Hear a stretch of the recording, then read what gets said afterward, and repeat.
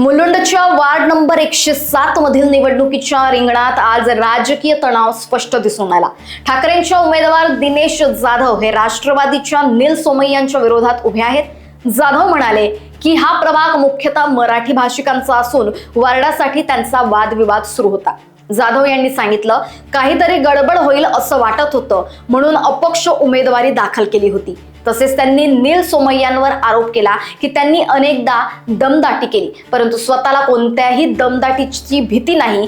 जाधव म्हणाले, त्यांनी हिम्मत असेल तर मला दमदाटी करायची। स्थानिक राजकीय वातावरणात ही घटना निवडणूक काळात वाढत्या तणावाची चिन्ह मानली जाते। दोन्ही पक्षांचे कार्यकर्ते सक्रिय असून मतदानापर्यंत राजकीय रंगत कायम राहणार आहे। Dinesh Jadhav 7 number ward Mulund.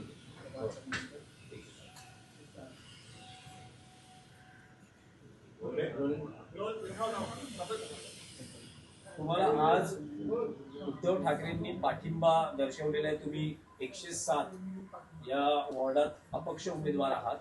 नील सोमय्यांविरोधात तुमची लढत आहे, काय तुमची प्रतिक्रिया? 100 प्रभाग हा जो प्रभाग आहे तो बहुभाषिक मराठी आहे। मराठी भरणातील जास्त आहे मतदारांचा। आणि पूर्वीपासून माझी इच्छा होती, आमच्या सैनिकांची इच्छा होती की तो वॉर्ड आपल्याला युतीमध्ये मिळायला हवा, म्हणजे शिवसेना मनसे आणि राष्ट्रवादीच्या वतीने तो आम्हाला मिळायला हवा होता। परंतु जसं आता साहेबांनी सांगितलं की तो राष्ट्रवादीला वाटाघाटीमध्ये गेलेला आहे।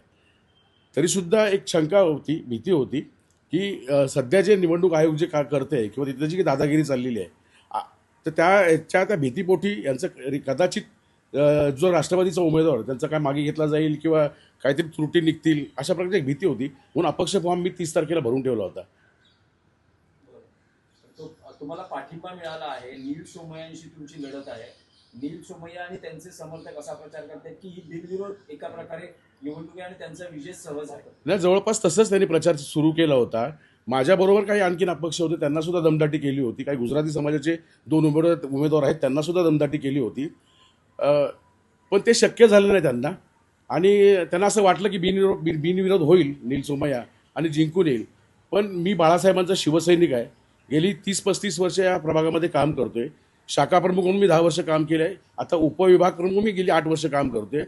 माझ्याबरोबर शिवसैनिकांची जबरदस्त ताकद आहे, बाळासाहेबांचे आशीर्वाद आहे, आणि बाळासाहेबांचा कडवट शिवसैनिक असल्यामुळे मी ठरवलं की नील सोमय्यांसमोर लढायचं। तुम्हालाही दमदाटी केली? नाही, त्यांची हिंमत नाही मला दमदाटी करायची।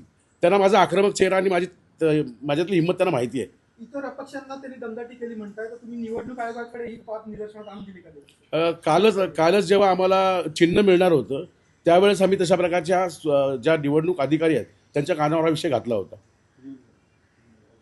धन्यवाद। बताइए, आप नील सोमय्या के खिलाफ लड़ रहे हैं, क्या कहेंगे, किस तरह से ये लड़ाई कांटे की टक्कर होगी? मुझे लगता नहीं कांटे की टक्कर होगी।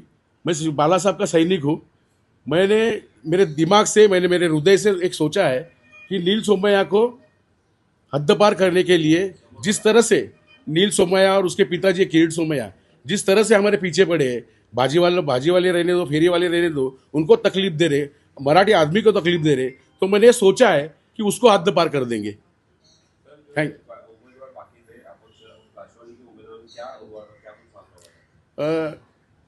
त्यांच्या पेपरमध्ये काहीतरी त्रुटी आल्या आणि म्हणून त्यांचा रिझल्ट उन्हें जो पर्ची भरी थी वो पेपर में कुछ तो कामी आ गई और इसलिए उन्हें कैंसिल करना पड़ा। नहीं, मुझे धमकी देने की उनकी ताकत नहीं है उतनी। आपके मालूमात के लिए मैं कहना चाहता हूँ कि उन्हें नील सोमय्या ने खुद के 4 फॉर्म भरे थे। मैंने उनको पूछा भी, अरे नील भाई, इतना 4 फॉर्म भरने की जरूरत क्या है? बोला, अरे यार मेरे सामने शेर खड़ा है, तो इसलिए थोड़ा से मैं प्रिकॉशन लिया हूँ। ये भी मेरी बात हुई उनसे। Thank you. मेरा नाम दिनेश शंकर जाधव। लोकवाहिनी मीडियाकरिता ब्युरो रिपोर्ट, मुलुंड।